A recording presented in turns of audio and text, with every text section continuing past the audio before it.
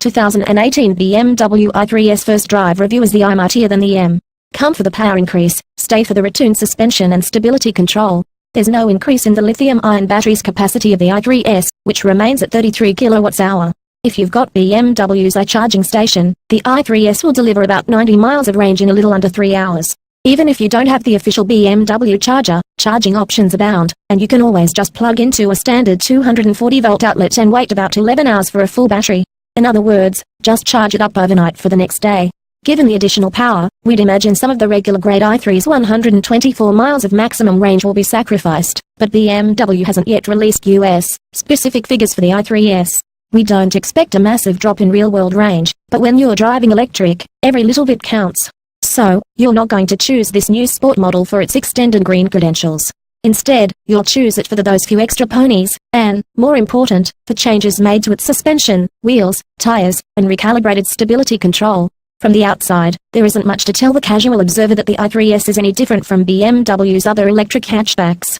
There's a new badge, naturally, and some small fender flares to cover the wider rubber the i3S packs at all four corners.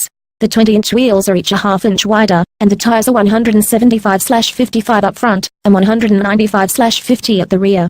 That's up by 20 mm all around, which pays dividends with significantly higher levels of at-the-limit grip. BMW lowered the i3S by about half an inch, which in turn lowers the center of gravity. This helps the car feel planted, especially during quick side-to-side transitions. We were only able to test the regular EV-only version of the i3S, but it will also be available as a range-extended model with a 647cc gasoline-fueled engine to keep the onboard battery charged up. The extra 270 pounds of a two-cylinder engine and fuel tank are sure to impact performance somewhat, but we found the EV to feel rather quick and sporty at below highway speeds. BMW quotes a 0-60 time of 6.8 seconds, about a half second quicker than the standard i3, and the instant torque of the electric motor makes it feel powerful off the line. If you don't expect much in the way of steering feel from the i3S, you won't be disappointed by the way it drives.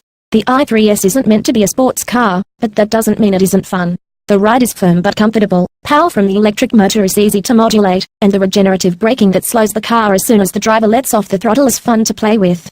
The small overall dimensions of the i3S, combined with its excellent turning radius, makes it a perfect plaything for tight, urban confines.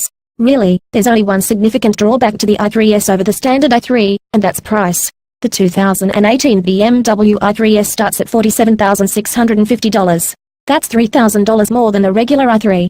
Add the range extender and that price swells to $51,500. In a world where a prospective buyer can march into a Chevy dealership and drive off in a Bolt, which is a very good electric hatchback, for $37,495, not counting any federal or state EV discounts a buyer may qualify for, the BMW comes off as an expensive proposition. But the Beamer brings with it a unique sense of style inside and out, a high-tech chassis, sporting pretensions, and the all-important rundle.